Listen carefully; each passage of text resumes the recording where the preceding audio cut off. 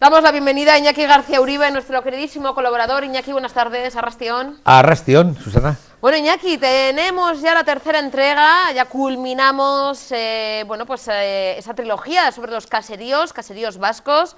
Tenemos imágenes, además imágenes tomadas en Orozco, si no me equivoco. Este domingo pasado, hace 4 días, 3 días, sí que íbamos a haberla hecho antes esta tercera entrega, pero motivos ajenos a la voluntad del entrevistado hacen que nos hayamos llegado hasta hoy. Pero todo llega, Iñaki. Sí. Y en esta ocasión, en otros programas, anteriores programas, hablamos de cómo se construyeron, quiénes hacían esos caseríos, cómo se pagaban, el caserío máquina, que trajiste además muchas veces algún que otro ejemplo. Sí. Pero en esta ocasión creo que vamos a hablar del interior, lo que había, esos elementos dentro del caserío, ¿no? Sí, sobre todo voy a contaros un cuento real, la historia de la tacita de plata, que podemos asemejarlo como si fuera un poco el concepto de virginidad de la Nesca cuando se va a casar con otro mancebo hace 500 años, en un caserío. Pero eso será dentro de un ratito. Vamos a dejar un poco la expectación de la tacita de plata que os voy a contar. No se ha hablado casi nunca, que yo sepa, en televisión. Es posible que sea la primera vez que se hable de ello. Es un término muy desconocido. Pero por hacer un poquito de historia en lo que a datos se refiere, la primera cita al término caserío se documenta en un legajo, en un libro viejo del año 1285, hace exactamente 730 años, pero es curioso porque documentamos el término, pero no existían caseríos entonces. Le faltan 250 años al caserío por existir. Hasta el año 1500, un poco antes, no sabemos de que existiera ningún caserío. El primero está en Ispaster y es del 1492. Luego, ¿a qué hace referencia este término? Pues a lo que anteriormente a los caseríos había. ¿Y qué era eso? Pues pudieran ser caserías, con A, dejamos más el enigma todavía, o protocaseríos, ¿no? Parece ser que en los fondos pantanosos de los valles es donde estaban en un principio esas caserías, ¿no? Del siglo XIII, y huyeron a las laderas altas. Se aterrazó el terreno y se dispuso unas terrazas gigantes donde dentro de los seles se construye un caserío. Y esto es porque el cultivo de cereales, concretamente el trigo, por el nivel alto de humedad, pues tenía un problema, ¿no? Entonces la pendiente de las laderas propiciaba un mejor aventamiento de las tierras y por ello una mejor cosecha de cereal. Este es el primer movimiento de la sonata del caserío. El primer movimiento del caserío. El caserío se mueve por primera vez en el siglo XIII, pero cuidado, que seguramente no existen caseríos entonces. De la mano de la agricultura, de la labranza, es cuando vemos los primeros avances en la Baja Edad Media en el caserío. La Baja Edad Media se comprende más o menos entre el siglo XII al siglo XV. Y es entonces cuando la población vasca parece que empieza a dedicarse a la ganadería. Es cuando aparece el caserío. En este sentido hay una relación en euskera, en la voz aberastasun, que es el concepto de riqueza, y viene del ganado, de abere.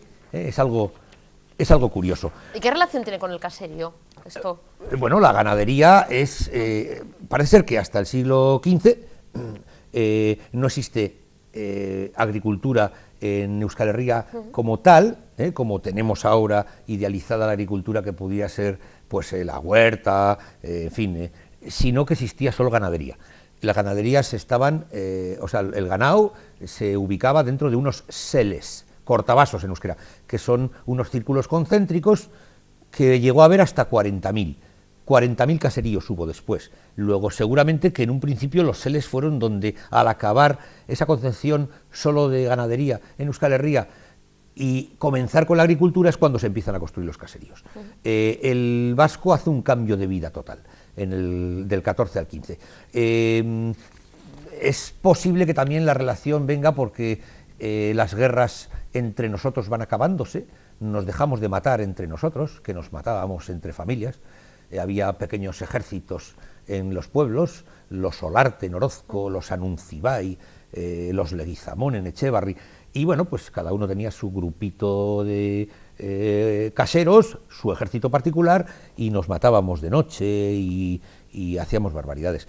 En el momento en el cual dejamos de hacer esas barbaridades, pues vemos que con la construcción del caserío podemos economizar mucho mejor nuestra vida, y pues plantamos muchos manzanos y castaños. Nos obliga el fuero vizcaíno, cuando construimos un caserío, a plantar determinados tipos de árboles. Esto es una concepción fenomenal del cultivo, que nos obliga a poner manzanos. Luego con ellos hacemos sidra, ¿no? Vamos vendiendo esa sidra. Los barcos que salen desde Portugalete o desde Bermeo o desde el puerto de Bilbao hasta Flandes, a por retablos para nuestras iglesias, a por imaginería, a por tallas de Andramari que se encargan y cuestan mucho dinero, pues llevan sidra. Esa sidra cuesta dinero. También llevan sidra seguramente para el lastre del barco, y cuando están llegando a Amberes se la tienen que beber si no la venden. Luego es lo que yo llamo el botellón gratuito vizcaíno, mira que... ¿no? Es una cosa que, vamos, me hubiera gustado ser polizón en aquel ¿verdad? En aquel entonces, bebiendo esa sidra. Estamos viendo imágenes, como comentabas, sí, aquí tomadas el pasado domingo en Orozco. Exactamente. Si te parece, vamos a centrarnos en